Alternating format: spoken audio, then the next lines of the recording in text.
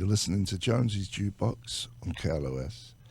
That was the National, Mistaken for Strangers. Then we had the James Gang, Walk Away. And we're here with my guest, Dr. Greer. How are you? I'm doing great. How are you? Thanks for coming in.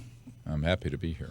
It was I don't know if anyone's aware of the documentary Unacknowledged, but that's where I first kind of got in tune with what you were doing.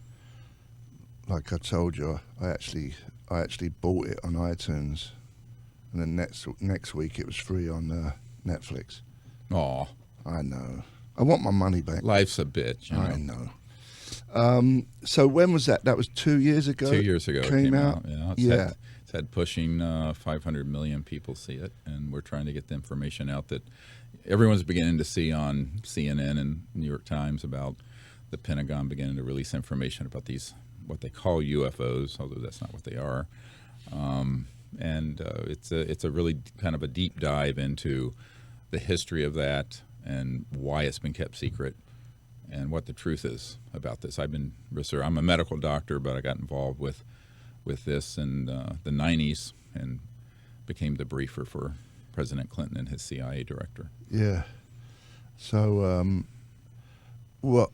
whenever you talk about space and alien, people automatically goes to whack job. Sure, which is 99.9% of it. Absolutely. Right. Yeah, it's rubbish, most of it. So then you're skeptical with you as well, because then Good. You know what I mean, though? Yeah, no, I agree. People should be. I think most of the material out there is in disinformation that's been put out to discredit the subject. But that's changing now. Yeah. I mean, I have over 110 top secret military people on videotape who have given testimony, documents, photographs, radar tracings, chasing jet craft, chasing these craft and what have you. So it's dispositive at this point. But there are a lot of people, who don't want this information out, and so they will put out nonsensical things to confuse the public. It's called disinformation. Yeah. And it's how the intelligence community works, and I've gotten to be very familiar with how they operate. Yeah. And you're still alive? Yes, just. Are you not worried about that? With all the information that you're telling people publicly that, Well, at a certain time in this, when I was a young doctor, I don't know if you sit back and think, you're in your mid-30s and you're asked to brief the CIA director and the president on this because the CIA director and the president are being denied access and lied to. I'm from an aerospace family. My uncle helped design the lunar module that, we just had the 50th year anniversary of the lunar landing. Yeah. So I knew about these things from when I was 8 or 9 years old. And so I'd started a research project pulling together all the best evidence and people inside the system who are military operatives, intelligence operatives, really credible information. And, I get this FedEx from the CIA director's contact to me. It says, you're going to be the first person to brief the CIA director and the president on this. I thought this is nonsense. I thought it was the biggest bunch of BS I'd ever heard. Yeah. And it turned out it was true. It was true that there is an unacknowledged special access project that is so secret that they routinely lie to the president and members of Congress. And so that's when I realized that we were in big trouble. Yeah. Needed to fix this problem. So eventually I left my medical career to resolve this issue. Mm-hmm. So yeah, it was dangerous in those days, frankly, because I was obscure and didn't have the systems in place. And yeah. But I don't worry about that now. Yeah. Yeah, we've taken care of that problem. So you got another documentary coming out. Yes, it's going to be mind-blowing stuff. Yeah. I saw a couple of pictures when you were out in the desert. Yes. On that girl's phone, Mm-hmm. and actually, like I told you before, I actually saw a couple of things when I was up in Northern California. Yes. And I was with a buddy of mine, and it was late at night. It was a clear, beautiful, starry night in the middle of nowhere, not around the city, and we're just looking out. We're up high, on a cliff, and the ocean's down below, and we look out in the horizon and we see these two things just kind of hover and then just went phew. Now that can't be my buddy saw it too, so I know I'm not nuts, you know what I mean? So, but it didn't freak me out either. No reason to be freaked out. You know what I mean? Yeah, well, that's all the movies in Hollywood is like scary. Let's kill Hey, it. you want to know what's scary? Go look in the mirror. What humans are doing to this planet and have done to each other for the last few thousand years, and now we have the ability to destroy all life on Earth. Yeah. My own take on this is that these civilizations, think that we're off our rockers, Right. and we're an existential threat to ourselves and to others, perhaps. So. Yeah. I don't think there's any evidence at all that they're anything to worry about in terms of being frightened. Yeah. My team has gone out to set up a series of technologies to make contact with these civilizations and these objects. And this next film, if you want to see what we're doing, it's ce5film.com. You'll be able to see sort of the overview of what we're working on. We're out here actually in production right now. That's why I'm in L.A. Yeah. And it's going to come out in December. We're planning December 16th, if all goes well, for it to come out. And it's really going to be the deep dive into who are these civilizations, why are they here, and how is the intelligence community positioned this to try to brainwash people that there's some kind of threat from outer space. And it's totally a fraud. Yeah. There is no threat. And if it was a threat, I always tell people, look, you've got the ability to go through interstellar distances, and your technologies are hundreds of thousands to millions of years past what we have. If they were hostile, my friend, we would have known it in 1945 when we detonated the first atomic bomb. It would have been point, set, match, done. Yeah. So, the truth is that I think we're viewed as a civilization that's trying to emerge into a true civilization that's peaceful, but we haven't gotten there. But we're starting to bang around out there in space. Yeah.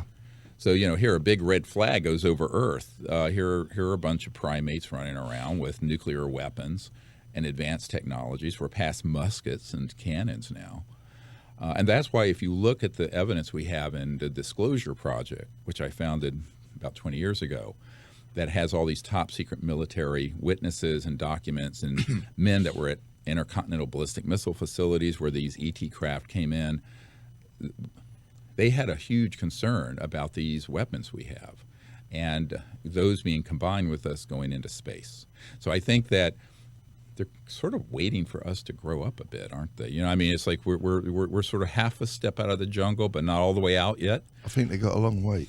Well, they may or they may not. I think we're at a moment where Self-destruct, if you ask me. Well, we have to make a choice. We're going to either have to become what Michio Kaku calls a level 1 civilization, which is peaceful, isn't destroying the environment to have a high-tech civilization, and is functioning on a long-term basis within that paradigm. Well, we're not there yet. Now, we could have been there a long time ago. I think we probably started out better than we are now, humans. Probably. We've devolved, and I think a lot of that is from the demagoguery of people who, when I talk to a lot of artists in your business, there's a theme that runs through a lot of music. It was like The Who, we won't be fooled again. Yeah. But we have been fooled. We were fooled in Vietnam with the Gulf of Tonkin incident, and they fabricated that event so that we would spend hundreds of billions of dollars on a war that they knew at the outset was not winnable. Yeah. Why? To benefit the military-industrial complex. Yeah. So I think there's a lot of manipulation that goes on. You're not going to see that manipulation on CNN or the Washington Post or New York Times because those entities have people representing the intelligence community in their national security editing suites. So what we have to figure out is how do we get this information out, since I think the free press has become corrupted, and how do we expose sort of the manipulation that's gone on for 70 years on this, because this is not a new thing. People have been seeing these objects for decades. And Do you think they were around like when in the Stone Age? Oh yes, there are cave drawings from Right. India and France Right. that are 5,000 years old or older that show clearly what looks like a modern UFO with these beings outside of them that have been carbon dated to being, way back even before Christ, before Plato. So I think that this is not new. Yeah. I think what's new, when we began to have thermonuclear weapons, there was a huge resurgence of these civilizations' concern about what we're doing. So I always tell people, we tend to project onto others our own garbage, right? So I think what people are doing by all this fear-mongering stuff, they're projecting our own baggage on these other civilizations, when in reality, I think these other civilizations have gone this way before us, have survived the technological point where you figure out how to create a nuclear weapon, and have survived that psychologically, spiritually, however we want to look at it, socially.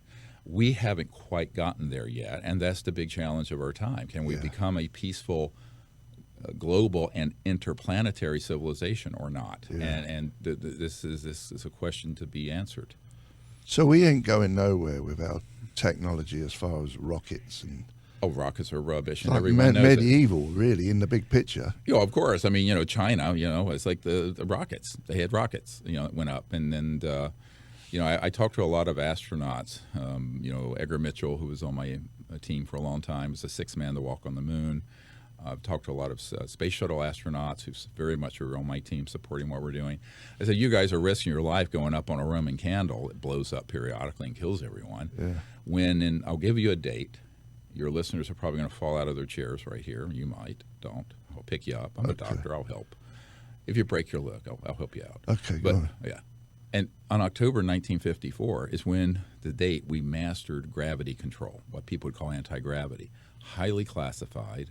Lockheed, Skunk Works, my company, the company my uncle was with, Northrop Grumman, EG&G. There's a whole group of companies that were studying this from the 40s and 50s. So rockets were cool from the 40s when Werner von Braun invented it for Adolf Hitler, and he would send them over to London, to about 1950s. We haven't needed rockets since then. We haven't needed jets. And here's the big thing. The reason this is all secret is that these objects, you see what you saw zipping around the sky like that? Those are not using Jet A fuel.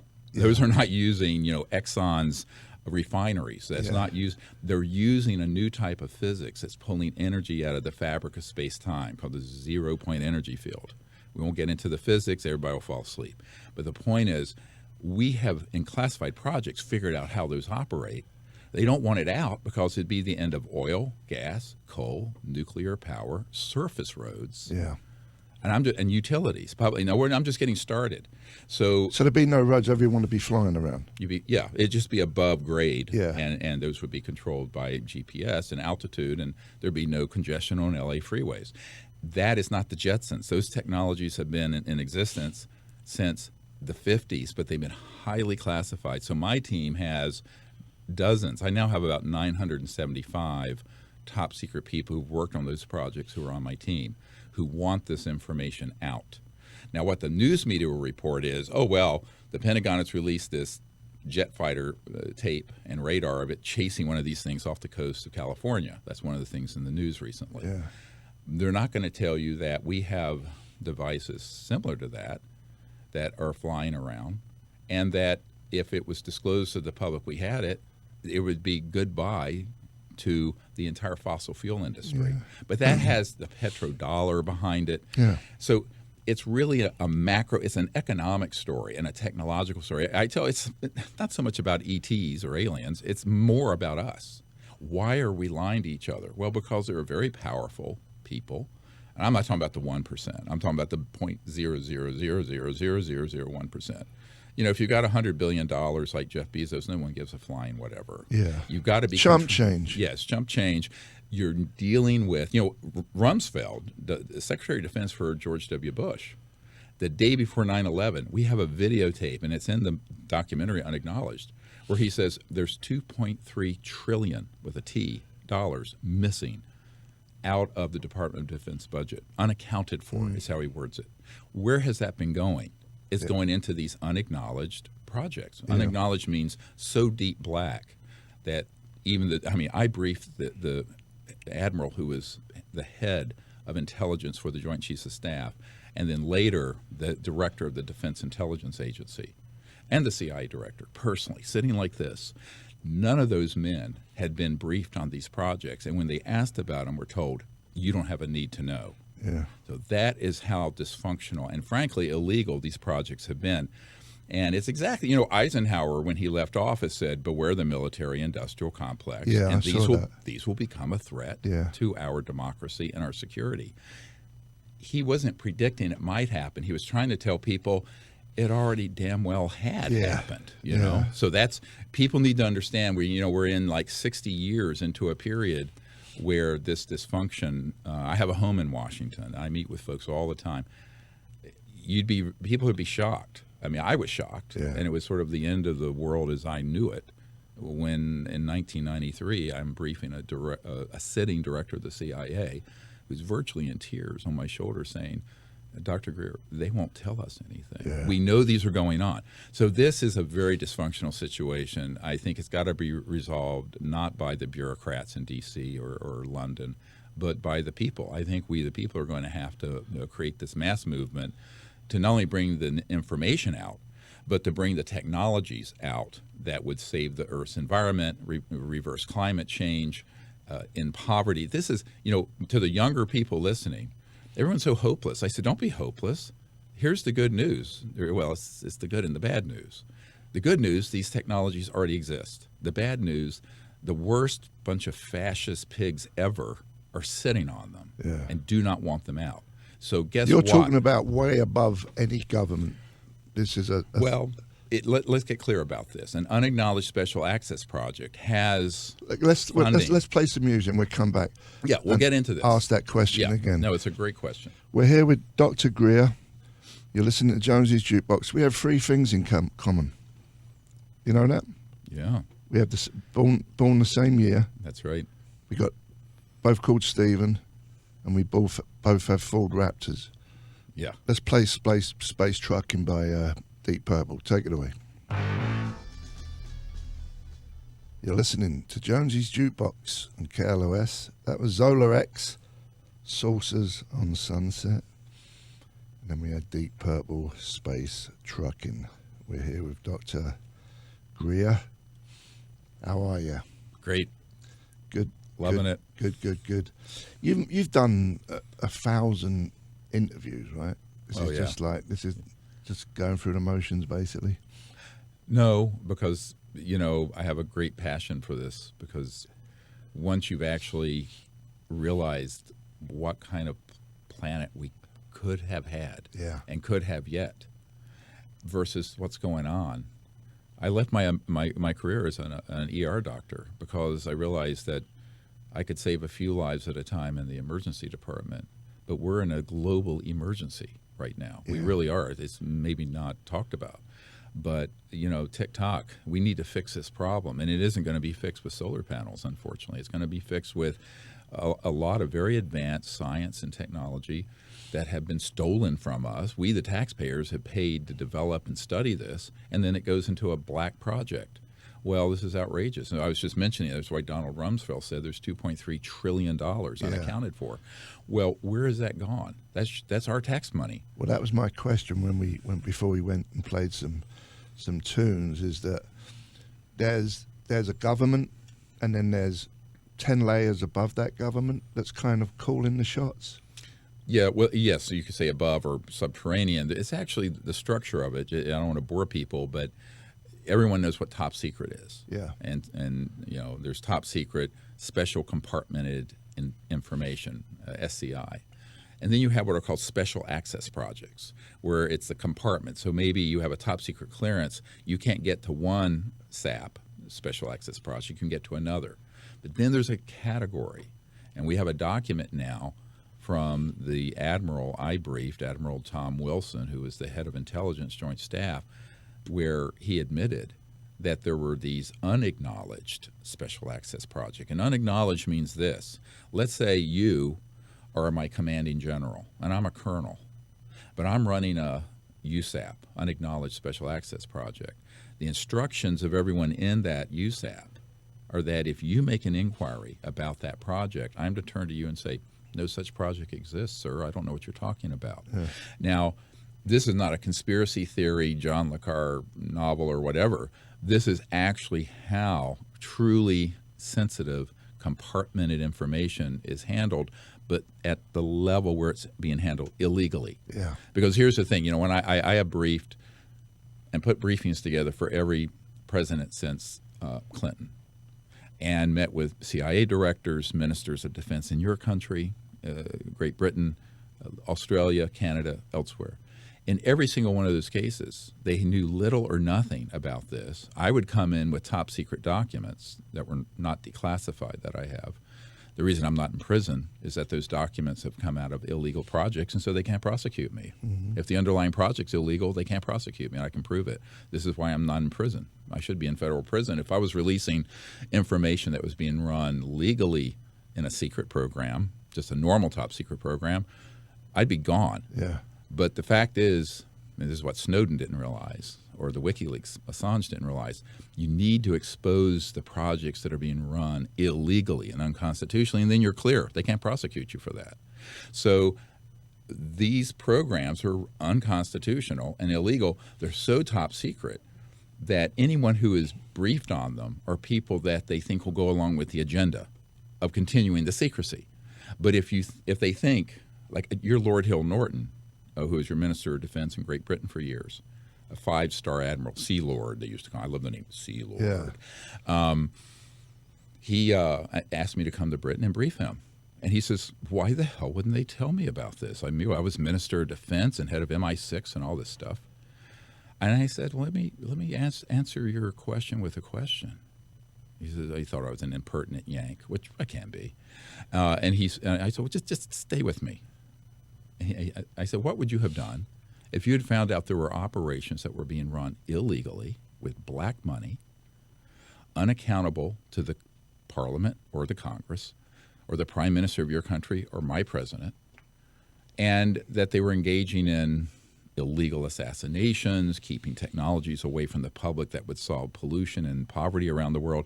He jumped up out of his chair from his home in Hampshire, and he says, I witnessed it for a goddamn minute. Rage. I said, well, sir, that's why they didn't tell you. They had done an analysis of your psychology and your values, and if they thought you were going to be a stand-up guy and do the right thing, they're not going to tell you. Yeah. So there is a selection process for people involved with those projects. I mean the little grunts and stuff, but the senior folks. And they have to be willing to go along with that agenda, part of which is maintaining the status quo of the global energy supply and the petrodollar system, et cetera, and so on. Because if you bring out what a UFO actually is, I mean, let's forget the term. It's a loaded term. Yeah. It's an alternative energy and propulsion device. Yeah. And they're zipping around, they go 100,000 miles per hour and make a right turn without slowing down. Well, that would kill you if you were a jet fighter. Your brains would come out of your nostrils, literally, because of the G-forces. They have these technologies, and the energy that is running this thing, there's no fuel on board. It's an electronic system pulling energy out of what's called the zero-point energy field. So those technologies applied to run your car and your house and this building would be wonderful. Nobody would have an energy bill. There'd be no pollution. Probably in 20 years there'd be no poverty on the planet. But the stakeholders in these multi-trillion-dollar industries would be sucking wind. So the way this evolved is that they decided in the 50s to slam this thing into an unacknowledged operation. And that's when Eisenhower, frankly, lost control of it. It was in the 50s that President Eisenhower lost control of these USAPs. What we're trying to do is bring that out, and with it, the science, the technology, the information, and also one bigger thing, which is what this ce5film.com is about. Your next. The next big thing. I mean, unacknowledged, those of you who've seen it, that was a film with training wheels on. Yeah. We're going to take the training wheels off, because the deeper knowledge about this is that there are civilizations out there that we have really mismanaged the relationship. Everyone's interested in UFOs. I go, well, what about the guys on board? It's like you have a friend coming in in a brand new Lexus, and you don't give a damn about who's driving it. You're fascinated with the vehicle. What I'm telling people is this: what about the occupants? Who are they? Why are they here? Who's managing that early relationship between humans and those civilizations? Well, it's been mucked up beyond belief by covert military operations who have electronic warfare systems that down them. Everyone's heard of Roswell. That actually did happen. But they don't come through interstellar space and can't navigate New Mexico. They were hit with an electronic weapon system, and I have an FBI document that's on their website that proves it. Yeah. All right, and that's in Unacknowledged. And by the way, there's a book called Unacknowledged that goes with the documentary that has 5 times more information. Get it on Amazon, wherever. But the point I'm making is that there's another whole layer of this, and that is, who are these beings and why are they here, and who's been paying attention to that relationship? Well, no one, because since it's been ridiculed. I had an Air Force major say, look, the way this has really been kept secret is that we put out ridiculous stuff and see that it's on the front page of the National Enquirer, and it just completely taints the subject and makes it a ridiculous thing to ridicule. Yeah. Yeah. Yeah. So there was actually, wasn't there 3 shot down flying saucers? Yes, well, there have been multiple. I mean, at Fort Huachuca near Tombstone, Arizona, ironically. How'd they shoot them down? These are electronic weapon systems. So That we have targeted these objects with, beginning in the late 40s. And those systems have become more and more efficient. My briefings with the UN Secretary General and these generals at the Pentagon, the chief subject is there's a covert group doing things that are so reckless that it is creating a threat to the future of humans. And luckily, these civilizations aren't violent or hostile. Because I can assure you, with the documentation and the proof we have of what's going on, if they were, we would have had our butts kicked by now. We have, if you look at the full testimony of the Air Force Office of Special Investigations agent Doty, who is in Unacknowledged, you'll see where he talks about the fact that there were 3 of these that went down near Roswell. 2 were found. One was blown to smithereens. The other one was very badly damaged. There was 1 extraterrestrial biological person that lived until about 1951 or 2, and then died in captivity. But several years later, in the early 50s, they found the 3rd one that had gone northwest and crashed into a remote area of New Mexico. But in Fort Huachuca, there's an underground facility there at Army Intelligence Headquarters. That's where it is. It's not in D.C. It's out in the desert, Arizona. And I have a man who's worked in that facility. There are 9 separate ET craft and deceased bodies that they've autopsied there. So, I have so many folks who've dealt with this directly, who are coming forward. We're trying to get them to come forward with name, rank, serial number, and their discharge forms from the military. About 10% of them are willing to do that. The other 90% are scared to death. Yeah. Do you think these aliens, if you want to call them that, at some point were humans, but they just evolved into what they are now? You know what I mean? Well, I think they're, certainly they're from other star systems and planets, but they no doubt went through a process. An evolution, right? Like we have. Yeah. And, the big question is, does a civilization make it past the point where we are, or does it self-destruct? Yeah. And to make it past this point, the paradigm that has to be developed is one that is rooted in how do we all get along? And how do we have a lasting peace? How do we have these amazing technologies and not immediately turn it into a weapon system? Yeah. I mean, these are almost existential, spiritual questions, which is really what I think the crisis is. I mean, even though I'm a scientist, I'd say that the level of consciousness of people on this planet needs to be raised so that we actually embrace the commonality of being a sentient being. Yeah. But I tell people, humanisms would have been fine 100 years ago, But now we're dealing with interstellar civilizations, and they're not human. Yeah. So what's the foundation of a relationship? Well, it's the conscious intelligence, that spirit, that light of awareness within us. Yeah. And I know this sounds very metaphysical, but it isn't. It's like we have to find something to anchor ourselves to that's deeper, that we can find common ground with each other, besides our ethnicity and race and sexual orientation, all that. That's all beautiful, all that diversity. But we've also got to find some point of coherence and unity, let's call it. And the same thing with these other civilizations. What we haven't done, the military looks at, if you're wearing pink glasses, everything's rosy. They look at everything as a threat, and they react to everything they can't control as a threat, which is why in this ce5film.com, this is what we're doing, is we want to get people to be aware you can form a contact team, go out to a remote area, make contact with these civilizations, and start a citizens ambassador project to them, basically where we, the people, bypass the government. Now, when I first started doing this in 1990, by 1992, we had 4 ET craft that popped into the sky, and one of them was photographed and was on the front page of the Pensacola paper. Within a few days, I had the head of Army Intelligence and a bunch of goons come to me and say, "What the hell do you think you're doing?" So I will tell you what we've done with the Unacknowledged and the Disclosure Project is 1% of the story.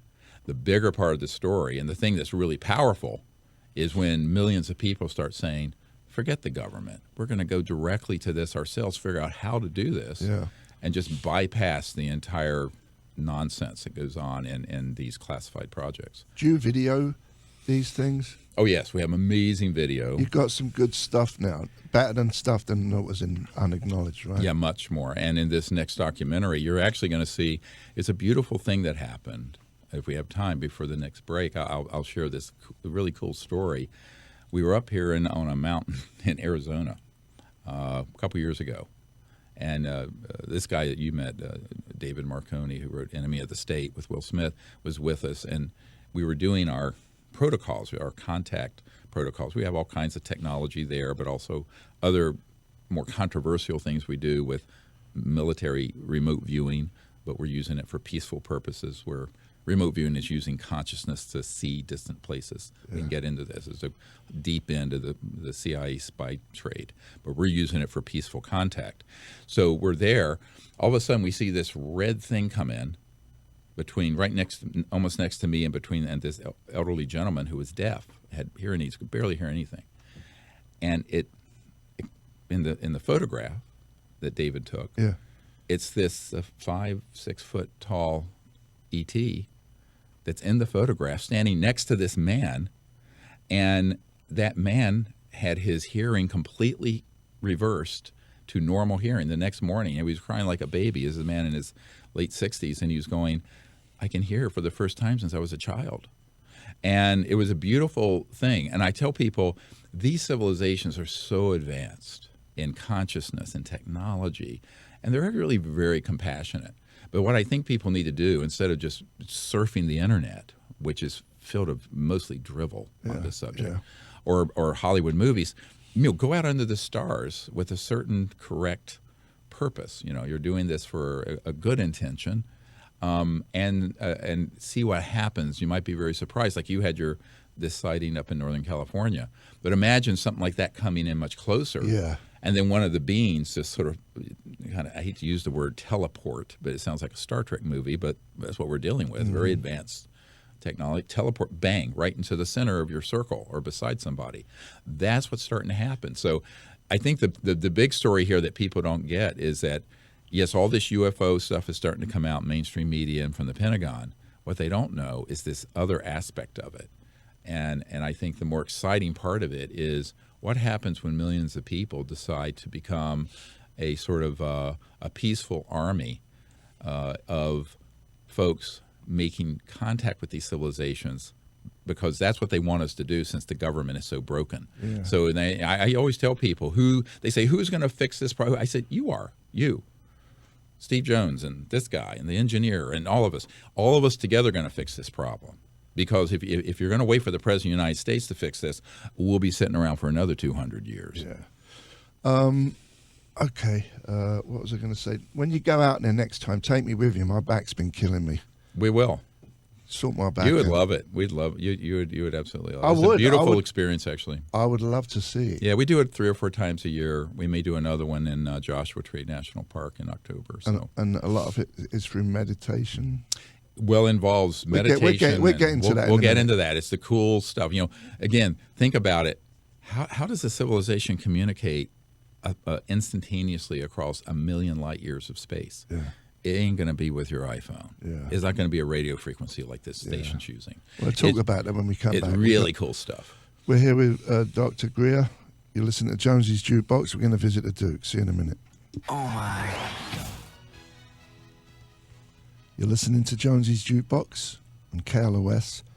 That was the Carpenters calling occupants of interplanetary craft, or if you're American, craft. And we're here with Dr. Greer. And I have a question for you. When we was talking about the UFOs that got shot down by some electronic thing, how comes if they were so advanced they didn't get out the way? A really good question. The answer is that people tend to assume that because it's very advanced that they're infallible, Yeah. like gods. Not true. I mean, we look how advanced we are from, say, cavemen, and we still have jet aircraft that crash. We still have, space shuttles that blow up. So the fact of the matter is, yes, they're very, very advanced, but people shouldn't make any assumptions about how advanced some of our classified warfare systems are. Mm-hmm. They're way beyond anything being reported in the mainstream media. So those sort of technologies, and I won't bore you with the physics of what's called a scalar or longitudinal electromagnetic weapon, but they are very advanced, and those can be used to track and target one of these objects. Now, the kill rate, I hate to use that term, is not very high, but it happens. And so it's happened enough that it's of some great concern. And the purpose behind it was because in the Roswell case, that was the only atomic bomb squadron in the world at the time. And so we had these things coming in who were surveilling our most top secret sensitive facility. And they also wanted to figure out how these things operated. So they came up with this electronic warfare system and turned it on. It was piggybacked onto a radar system. Mm-hmm. So as soon as they picked up these objects on radar, they hit them. And I think it surprised these visitors, and they were disabled and crashed. So I know we have a document that describes that we released, and the FBI ended up putting it on their website. It's been the most looked at document on the FBI official website that describes what happened. And we have many people who have come forward who were around at that time. Some have passed away now, but they're in our Disclosure Project archives. And a lot of that testimony is on our YouTube channel, which is youtube.com/sdisclosure, S as in Steve, Yeah. S disclosure. And that's, I think there's something like 6 dozen of these top secret military people's testimony up there. So I encourage people to get on there and look at them. I said, don't take my word for it. I've never worked for the government, but I'm working with hundreds of men and women who have, and I'm trying to get the ones who are courageous enough to come forward to give their testimony, their documents, their evidence, whatever they're holding. And that's what we're doing. When you say a document, can't you just have a piece of paper and say this is a document Yes, so with that's writing right. on it? Yes, which is why you want to know the provenance of that document. For example, I was talking about the Marilyn Monroe document with you. Yeah. And those of you who are younger people, there was an actress named Marilyn Monroe. I think everyone knows who that is. Yeah. Okay. Well, I'm a doctor. You're funny. So, You asked me the other day, have you heard of the Beatles? yeah. I'm like, Because you're the bleeding alien. Well, no, because I talk to people all the time. There was a guy who graduated from a prestigious university recently, and I was talking. I said, "Well, my country home in Virginia is near Thomas Jefferson's home." He says, "Who's Thomas Jefferson?" Yeah. I said, so I don't assume anything anymore, Beatles, right? Thomas Jefferson. I mean, they know the bra size for Kim Kardashian, but they don't know who Thomas Jefferson is. I don't know any of that stuff. All right, we'll keep that classified. Anyway, No. But Marilyn Monroe. Okay, so I'm one of the a man that's on my team whose family was connected to the founding of the National Security Agency, this huge electronic eavesdropping entity outside D.C. at Fort Meade. He came to me and he said, "Look, I have a document that we got from the vault that's not declassified." And it was a wiretap of James Jesus Angleton III, the guy who back in the early 60s was trying to keep all this secret and stopping leaks. And it was a wiretap of Marilyn Monroe calling up Bobby Kennedy and her friend Rothberg, who was an art dealer, saying she was going to hold a press conference to tell the world what Jack Kennedy, during Pillow Talk, had told her about these objects from outer space that we retrieved in New Mexico in the 40s, and about all this stuff. And it's signed by, and it's a top secret document. It's been authenticated by a man who used to be right hand to the director of the National Security Agency. So we know the provenance of it. It has the correct code numbers. And it was basically a death warrant because Burl Ives, who had been on my team, on my board, he said, yeah, we all knew that Marilyn had been killed.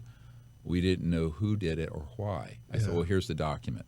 So one of my jobs is to try to get this kind of evidence, have it vetted through experts. This man that did this vetting of this document has done that for CBS 60 Minutes and others since he's left the National Security Agency. So we know that that's a legitimate document.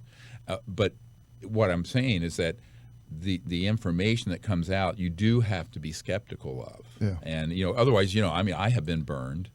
There are people try to pass off rubbish, and, we try to do a deep dive on it to the extent we can. Now, we're a public interest group with nominal – we don't even have an office. Everyone thinks – they see all this stuff we're doing. I said, yes, my wife and me in a little part of our living room. Yeah.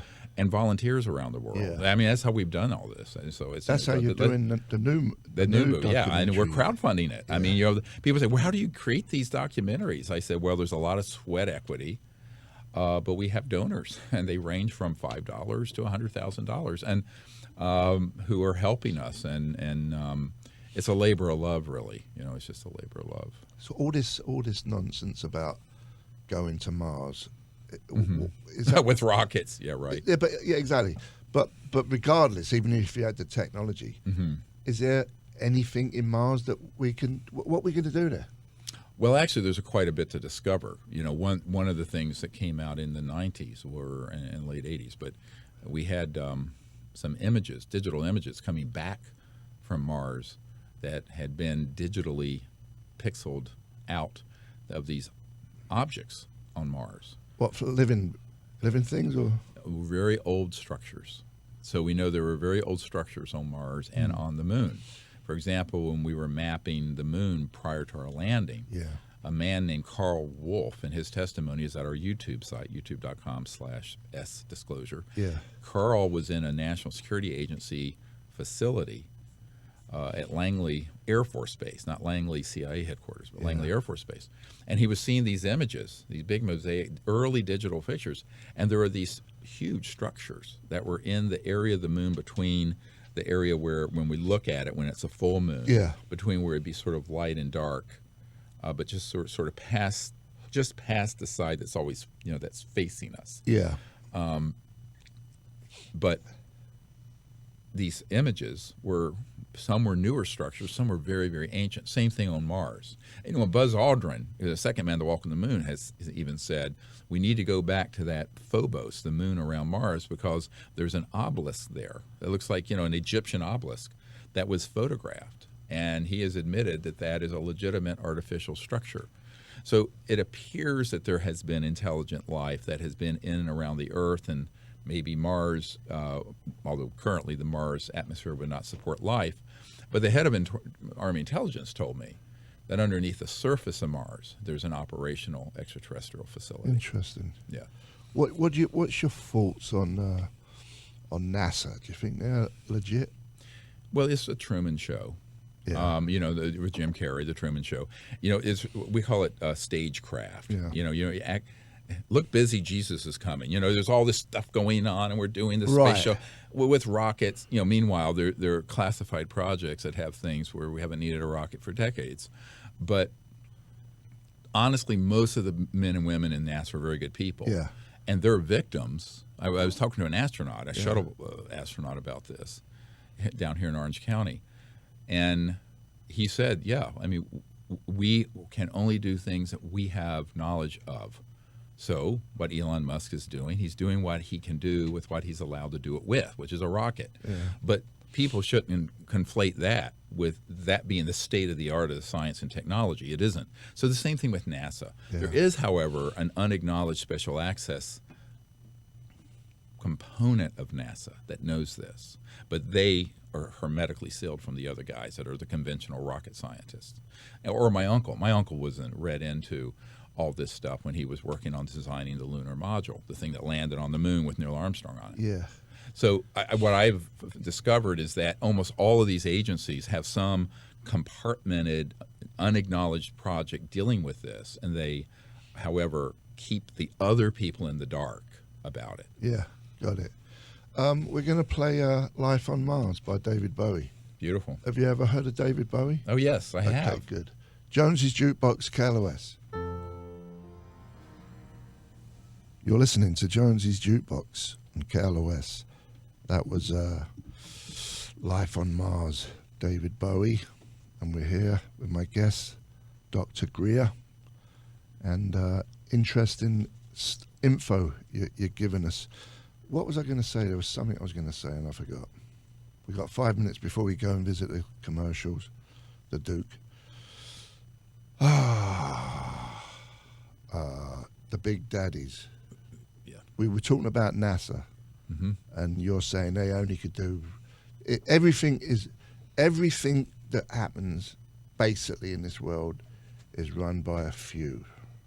Well, relatively. I mean, in terms of policy decisions, there are thousands of people working these unacknowledged projects and in different corporations. But there's someone making the decisions. Sure, of course. I mean, there's a committee. It's called MAJIC, ironically, MAGIC, the Majority Intelligence Committee. I have a document from the 90s from the National Reconnaissance Office, which runs all the super secret spy satellites that it has not been declassified, but we have published it. It's in our book, Unacknowledged, and it talks about the various groups and compartments. The other thing to realize is that part of the action is in these USAPs in government, but the bigger action is in the contractors, Lockheed Martin Skunk Works, for example, Northrop Grumman, SAIC, Booz Allen Hamilton, Snowden worked for them, EG&G, BAE Systems. These all have compartmented projects that contract on the science and technology and other aspects of this. And a large number of the people I'm working with are actually corporate people who are under contract to these unacknowledged projects. And if you look at the Lockheed Skunk Works, interesting, back up for many years, the director of the Skunk Works that came out with the U-2 spy plane, sorry, Bono, the U-2 is actually a plane. Foo Fighters, actually, those are UFOs from World War II, is why the Foo Fighter was called. But what's interesting is that he been rich before he died. He wrote some letters to a man whose widow gave him to us, where Ben Rich's signature, and this is the head of the super secret Lockheed Skunk Works that develops all the secret aerospace technologies for the U.S. government. And he writes in this letter that someone said, are these UFOs that people are seeing ours or extraterrestrial? And he writes in his own penmanship, signed, and it's been proven it's him. They are ours, that we have things that people see that they think are UFOs, that are anti-grav, things zipping around out near Area 51 or, Dugway Proving Grounds in Utah, wherever, or Edwards Air Force Base. And there are others that are extraterrestrial. Yeah. So when people see things, they have to understand there are two options. Yeah. Column A is a classified So they're doing it human to device. debunk. Well, no, but they don't want people. They'd rather people think everything is alien. Yeah. Because they don't want the public yeah. to know that we have this stuff. Yeah. Because you think Watergate was a scandal? Yeah. The idea that technologies have existed since the time you and I were born. Yeah. All right. 1955. Yeah. Don't remind me. My 9th grandkid's on the way. You're 3 months older than me. Yeah, I know. I'm your big bro, huh? So what happened is that those technologies being hidden is a big part of why they will allow people to think that something is a, quote, UFO when they know damn good and well it's one of ours. Yeah. The one in Arizona. Remember the long the lights? Phoenix lights, they call it. Yeah. Was that a real yes, spaceship? I was there when that happened, and that actually was a CE-5, Close Encounter of the Fifth Kind, which is when humans initiate the contact, because it was the month before we were doing the closed briefing for members of Congress from my group. Yeah. And we wanted to get the best evidence. We were at a digital lab putting together all the best photos and videos that we could find all over the world. And actually a BBC picture editor who was volunteering for me flew in from London to help us. So we did this protocol to ask the ETs to do something that would be unmistakable. And that night was the Phoenix Lights in 1997. And of course, tens of thousands of people saw it. Yeah. And it was filmed, and we got to put it in these briefing materials for members of Congress. Yeah, interesting. That's the story behind that. We're going to visit the Duke. When we come back, I want to talk to you about abductions. Ah, okay. Jonesy's Jukebox, KLOS, with my guest, Dr. Stephen Greer. You're listening to Jonesy's Jukebox on KLOS. That was Roxy Music, Would You Believe, from their first album. Beautiful. And we're here with my guest, Dr. Greer. Did the documentary Unacknowledged, and he's got a new one coming out called Close Encounters of the Fifth Kind. Yeah, beautiful. Should be done around December. Yes, sir. Now we'll have a big premiere for it. Yeah, here in L.A. Which I'm going to go to, because you're going to tell me to. Yes. So my thing is, you hear all these stories, because I love watching all this kind of stuff about abductions. Mm-hmm. And it's always the same story. They came and took me, and they put things in me body, and and I've never been the same since. Mm-hmm. Mm-hmm. What's your views on that? Well, we know what's happening with that. I mean, there are people who've had contact with these civilizations that are legitimate. A lot of the stories that seem very frightening is a counterintelligence operation where they have staged these abductions. And even the abductee has been in on it? No, the abductee is a victim of a crime, and this actually should be litigated. We're talking to a big constitutional law group about litigating this. The Air Force intelligence officer that's in Unacknowledged admitted that was a covert program where they would abduct people, and that was still going on and very secret. Now, people say, why? What the heck is behind that? Remember, they want to control the narrative. Werner von Braun, who invented the rocket for Adolf Hitler, and then became central to our space program and to the Apollo mission, he said on his deathbed that there was a long-term agenda to totally hoax an alien threat, and that eventually they would try to unite the world, kind of like the movie Independence Day, around an alien threat. But he said it's all a lie. There is no threat from outer space. We're the problem. But in order to get people kind of brainwashed so that we can have another war, because let's face it, these are people who like endless war, and the money that goes with it, the warmongers, the war profiteers, you have to have an enemy. Well, how do you create an enemy? It's like the blood libel that was created, Adolf Hitler and his crowd, about Jews. Because you have to create a way of characterizing your enemy. So that has been a 60-year-long intensive counterintelligence disinformation program. And I know personally men that have been on those abduction squads, what the technologies are they use, what they call stagecraft. Same thing with the cattle mutilations. We know who's doing it and how they're doing it. The problem is the public, both through Hollywood movies and the internet and what have you, they don't know that there are these kernels of gold, a truth about this subject, but the intelligence community dumps a mountain of fool's gold on top of it, so you can't find the golden morsel. So I'm trying to do the best as I can is to elucidate what part of this is fictional and contrived and counterintelligence that's designed to scare the hell out of everyone, and what part of it is real.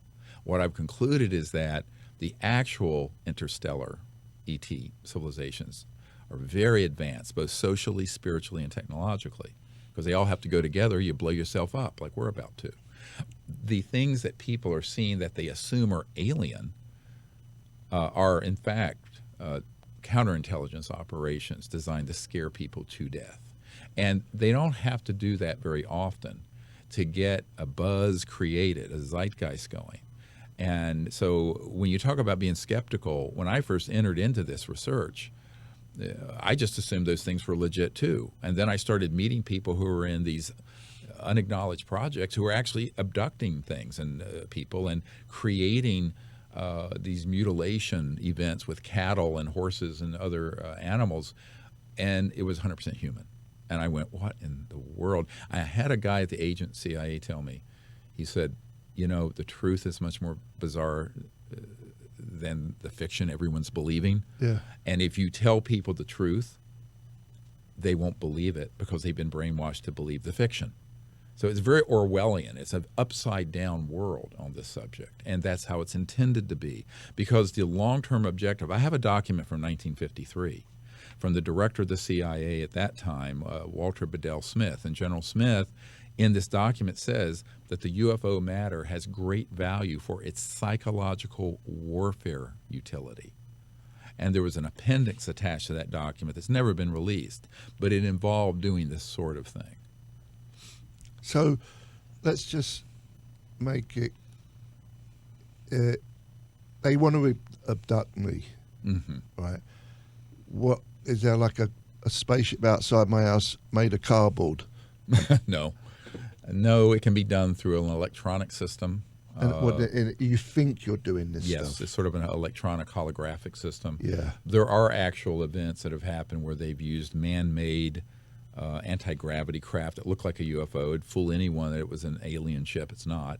It's made at Lockheed Skunk Works and Northrop and EG&G and what have you. And then they'll have creatures on board that are sort of robotic that look like an alien. Yeah. These are called PLFs, programmed life forms.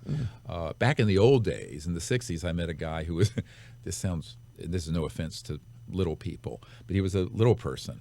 But he was in special forces, and they did the kind of Hollywood stagecraft to make him look like an alien. Yeah. And he would be on one of these objects and go in and do these things and throw a chemical canister. People would pass out. Now, this is weird. You can make a movie about that's 100% true, but it was all staged.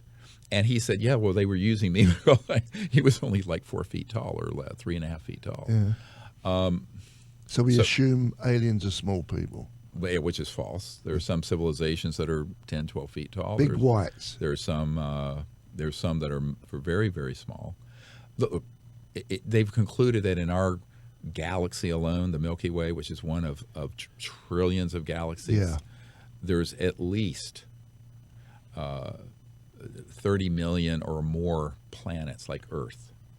You know, it's infinitesimally small chance that there's not intelligent life all through our galaxy and other galaxies.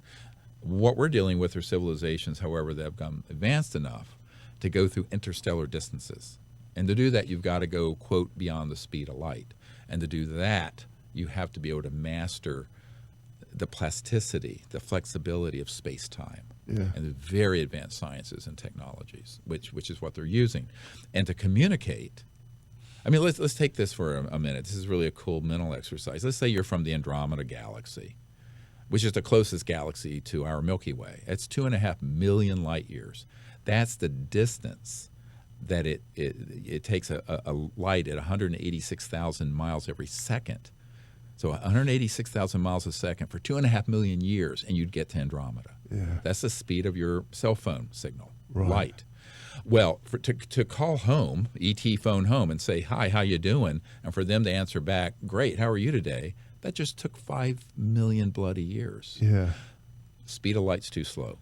So what we began to discover is that they're using technologies that are electronic, very advanced trans-dimensional electronics that cross into the realm of consciousness and coherent thought. So you think to your cell phone or you think to your console, it transmits instantaneously 5 million light years away. That's what we're dealing with. Yeah. And this is really the deep end. What we're going to do in this next documentary is to go through the physics of consciousness, of thought, of transdimensional, beyond the speed of light.